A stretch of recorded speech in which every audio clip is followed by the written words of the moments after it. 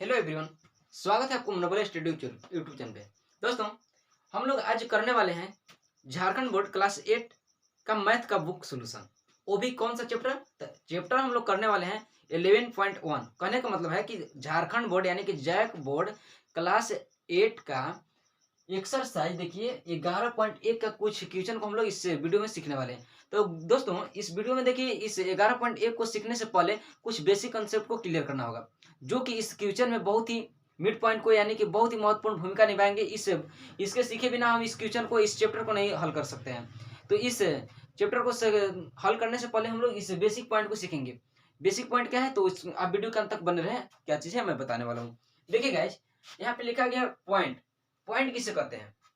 तो पॉइंट किसे कहते हैं, पहले हम लोग पॉइंट सीखेंगे। देखिए गाइज, कुछ इस तरह की आकृति होती है जिसकी न तो मोटाई, न तो चौड़ाई, न तो ऊंचाई, कुछ भी ना हो, उसे हम लोग एक पॉइंट कहते हैं, यानी कि बिंदु कहते हैं। यहाँ पे लिखी गई है वैसी आकृति जिसमें न तो लंबाई, न ही चौड़ाई और न ही मोटाई हो, उसे हम लोग क्या कहेंगे? एक बिंदु कहते हैं।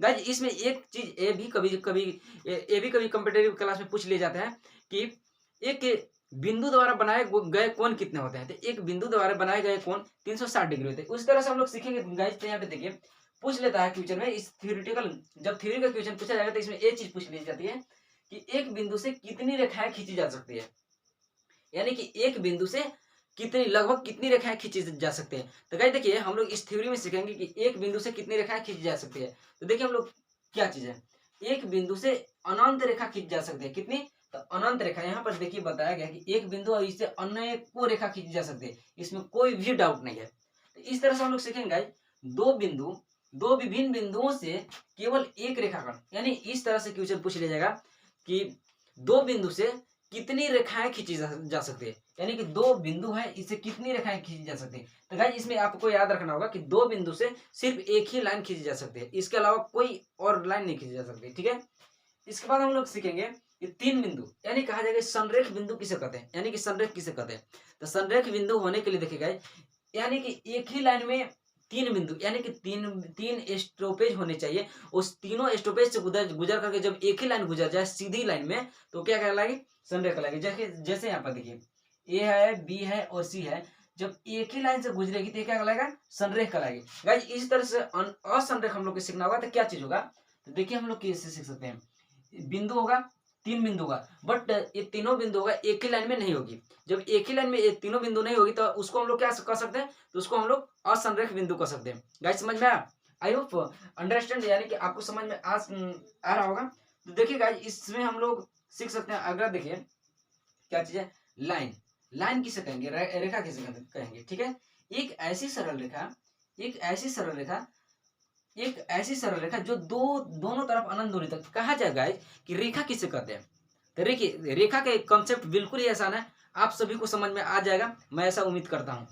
तो देखिए गाइस, रेखा हम लोग किसे कहते हैं? जैसे दो पॉइंट को हम ले लिए, एक पॉइंट एक है, एक पॉइंट बी है। तो इस पॉइंट को देखिए, जब शुरुआत करते हैं तो दोनों पॉइंट, यानी एक मान लिया जाए कि एक बिंदु है, ए बिंदु है और बी बिंदु है। देखिए इस बिंदु को अनंत तक हम कहीं भी ले जा सकते हैं। ठीक है। और इस बिंदु को हम अनंत तक बढ़ा सकते हैं। इस तरह के जब भी रेखाएं खींची जाएगी, ये हमेशा क्या कहलाएगी? ये रेखा कहलाएगी। क्या कहलाएगी? रेखा कहलाएगी। इसी में गाइस सीखना होगा कि रेखाखंड किसे कहते हैं। तो देखिए, रेखा की एक टुकड़ा होता है। क्या होता है? रेखा की एक टुकड़ा होता है जिसको एक निश्चित बिंदु तक ही खींचा जा सकता है। ठीक है। रेखाखंड उसे कहते हैं जो एक रेखा की टुकड़ा होता है जिसको एक निश्चित बिंदु तक ही खींचा जा सकता है, उसे हम लोग क्या कहेंगे? रेखाखंड। जैसे समझते हैं यहाँ पर लाइन सेगमेंट, इसको इंग्लिश में हम लोग कहते हैं लाइन सेगमेंट। रेखाखंड क्या होता है? दो निश्चित बिंदु तक खींची जाने वाली लाइन रेखाखंड कहलाती है। ठीक है गाइस। तो यहाँ पर लाइन नहीं बल्कि यहाँ पर लाइन सेगमेंट होगा, ये पे गलत लिखा गया, लाइन सेगमेंट होगा। ठीक है गाइस। तो लाइन सेगमेंट कहलाती है। ठीक है। जैसे कि यहाँ पर देखिए दिया गया है, ए बिंदु है, बी बिंदु है। बस इसका सीमित सीमा यहीं तक है कि एक बी से शुरुआत हो और ए से शुरुआत हो और बी तक चल जाए, बस इतना ही तक। ठीक है। उसके बाद हम लोग सीखने वाले हैं कि रे, किरण किसे कहेंगे?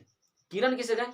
तो गाइज, इस सभी कंसेप्ट को आपको क्लियर कर लेना होगा, तभी आगे क्वेश्चन समझ में आएगा, अन्यथा ज्योमेट्री एक भी क्वेश्चन आपको समझ में नहीं आने वाला है। ठीक है गाइज। तो देखिए, वैसी रेखा जो एक निश्चित बिंदु से शुरू होकर अनंत बिंदु तक चली जाए, उसे हम लोग क्या कहेंगे? किरण कहेंगे। जैसे एक बिंदु से शुरुआत होते हुए, जैसे यहां से शुरुआत हुआ गाइज और ये अनंत तक चला जाए, यानी कि एक ही तरफ बढ़े, दोनों तरफ की बात नहीं है। यहाँ से देखिए एक बिंदु से शुरुआत होगा और ये अनंत बिंदु तक चले जाएगा। तो इस तरह की आकृति को हम लोग क्या कहेंगे, तो किरण कहेंगे। ठीक है गाइज, इस तरह से हम लोग लाइन पढ़ेंगे और एंगल को पढ़ेंगे। तो इसको हम लोग पार्ट 2 में कर लेंगे। उसके बाद ही देखिए ये बेसिक, जितना भी बेसिक चीज होती है, बेसिक चीज को जब हम लोग सीखेंगे ना, उसके बाद ही हम लोग इस बुक को हल कर पाएंगे। यानी कि बुक के जो चैप्टर 11.1 है उसको हम लोग हल कर पाएंगे। गाइज, यदि ये सब कंसेप्ट आपको क्लियर हुआ होगा तो आप जरूर लाइक कीजिएगा। चैनल को यदि आप नए होंगे तो चैनल को पहले सब्सक्राइब कर लीजिएगा और वीडियो को अपने दोस्तों तक भी शेयर कीजिएगा।